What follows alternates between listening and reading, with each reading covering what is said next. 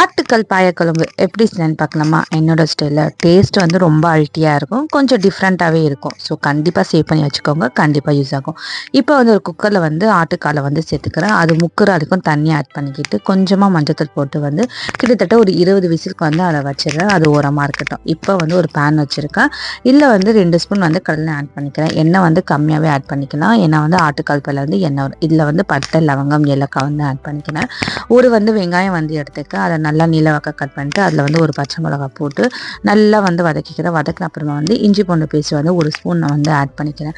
இஞ்சி பூண்டு பேஸ்ட் வந்து நல்லா வதக்கணும், பச்சை வாசனை போகணும். வெங்காயம் வந்து ஓரளவுக்கு ப்ரௌனிஷாக வந்த அப்புறமா தக்காளி ஒன்று ஆட் பண்ணுறேன். தக்காளி நல்லா ஆட் பண்ணிவிட்டு தேவையான அளவு வந்து உப்பு ஆட் பண்ணுறேன், தக்காளி வந்து மசிக்கிறதுக்காக. தக்காளி வேகிற டைமில் வந்து தேங்காய், கசகசா கொஞ்சமாக முதிரி போட்டு பேஸ்ட்டாக வந்து அரைச்சி வச்சுக்கிறேன். இப்போ வந்து இதில் காலெல்லாம் ஆட் பண்ணிவிட்டு நல்லா ஒரு மிக்ஸ் கொடுத்துட்டு தேவையான அளவு வந்து மஞ்சத்தூள், மிளகாத்தூள், ஒரு ஸ்பூன் வந்து குழம்புத்தூள், நீங்கள் எது வேணாலும் ஆட் பண்ணிக்கலாம் வீட்டில் இருக்கிற மசாலாவில். இது போட்டு நல்லா வந்து ஒரு மிக்ஸ் பண்ணிவிட்டு இப்போ வந்து இதை நல்லா வந்து பைண்ட் ஆகி வரணும்.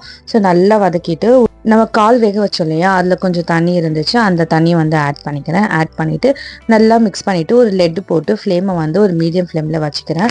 இந்த மாதிரி நல்லா கொதித்து மசாலா எல்லாமே ஒன்று சேர்ந்து வரப்போண்டு இதில் வந்து ஒரு 4 ஸ்பூன் கிட்ட வந்து தயிர், வந்து கட்டியான தயிர், புளிப்பில்லாத தயிரை வந்து ஆட் பண்ணிக்கிறேன்.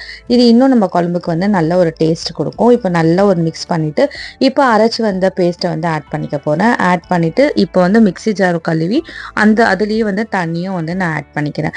இப்போ வந்து குழம்புக்கு தேவையான அளவு தண்ணியும் ஆட் பண்ணிவிட்டேன். இப்போ உப்பு காரெல்லாம் பார்த்துட்டு தேவையான அளவு வந்து உப்பும் வந்து ஆட் பண்ணிக்கிறேன். இப்போ இதை வந்து நல்லா கொதிச்சு வந்தால் நம்மளோட வந்து குழம்பு ரெடி ஆகிடும். இந்த அளவுக்கு வந்து நல்லா கொதிச்சு ஃப்ளேமை வந்து ஆஃப் பண்ணிவிட்டேன். மேலே வந்து கொத்தமல்லியும் கஸ்தூரி மேத்தி வந்து போட்டிருக்கேன். கஸ்தூரி மேத்தி வந்து ஆப்ஷனல். இது வந்து தோசை, இட்லி, சப்பாத்தி, சாதத்துக்கும் நல்லாயிருக்கும். கண்டிப்பாக அதோட ட்ரை